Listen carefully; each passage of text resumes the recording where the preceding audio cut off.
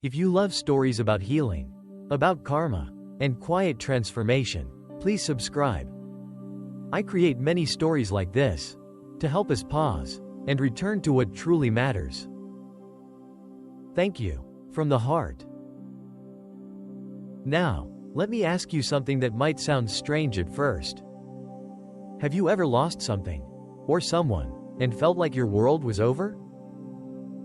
A relationship ends, a dream crumbles, a door closes, and it feels like there's nothing left to begin again.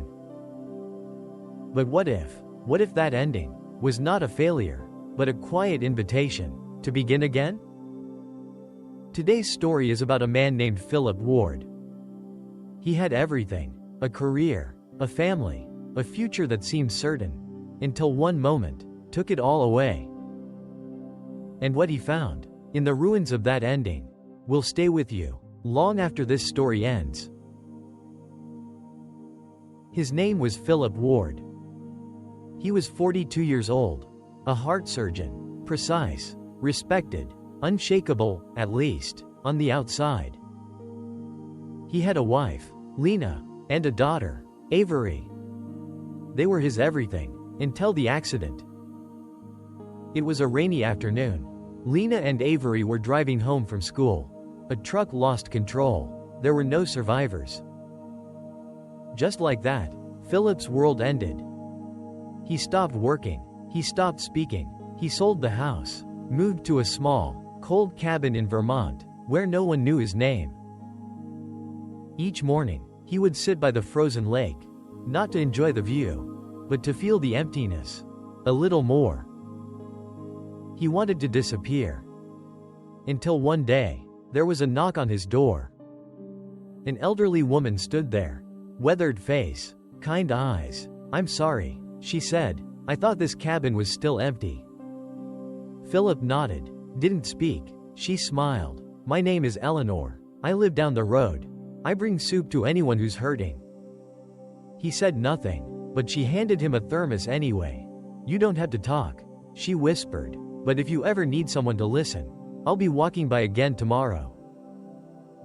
And she did. The next day, and the next, and the next. Always with soup, always with silence. Philip never opened the door. Until one day, he left a note outside. It said, "I can't talk, but thank you for remembering I exist." That winter, Eleanor brought not just soup, but seeds. "I don't have much," she said, "but if you dig up that frozen patch outside, something might grow come spring." Philip didn't respond, but later that week, he picked up a shovel. The soil was hard, icy, unforgiving, like his heart, but he kept digging. Spring came, and so did the flowers. Small at first, timid, like they weren't sure they were allowed to bloom. But they did, so did Philip. He began to speak again, then write, then, slowly, returned to medicine, but not to surgery. He opened a free clinic for grieving families, for people with stories no one wanted to hear. He called it the Second Garden. And every patient who walked in saw a plaque above the door. This place was built from endings, so that others could begin again. Let us pause here and reflect. Philip lost everything: his wife, his daughter, his sense of purpose. He thought it was the end.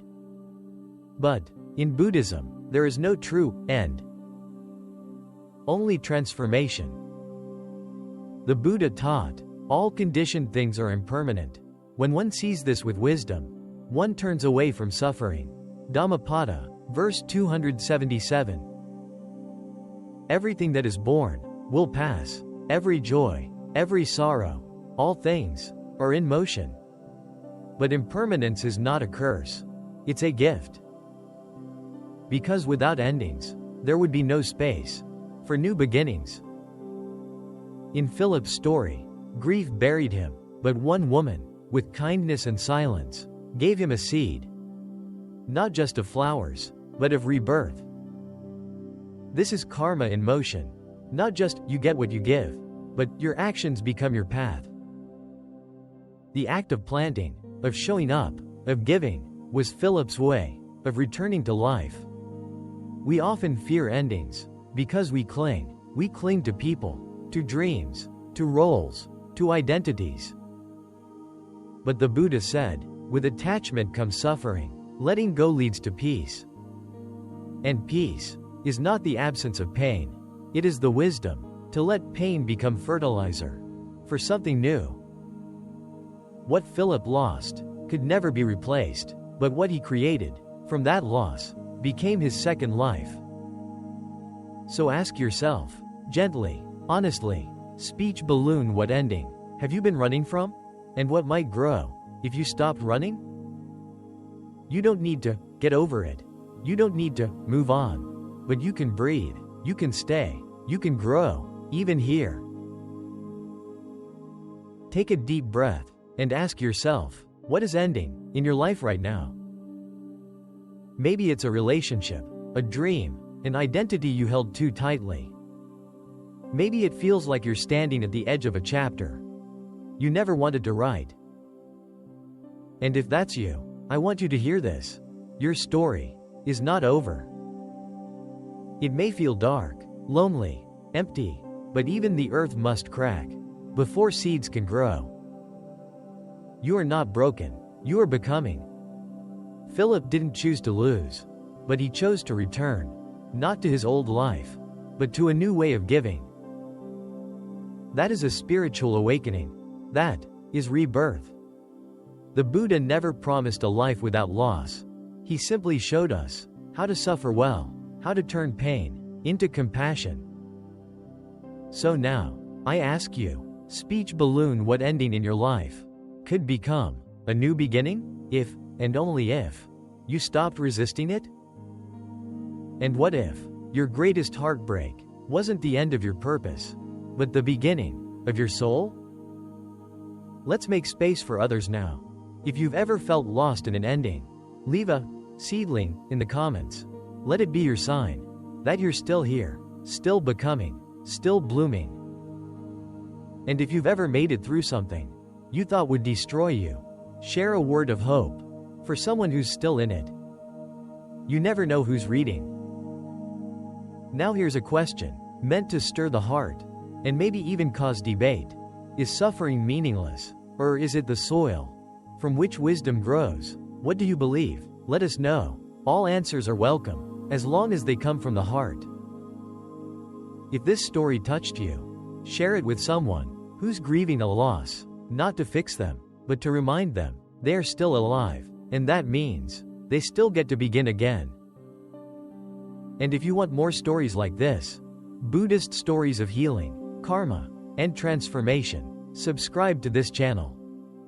Because here, we don't just tell stories, we plant seeds of hope, of peace, of becoming. And remember, every ending is a new beginning, if you are willing to let go.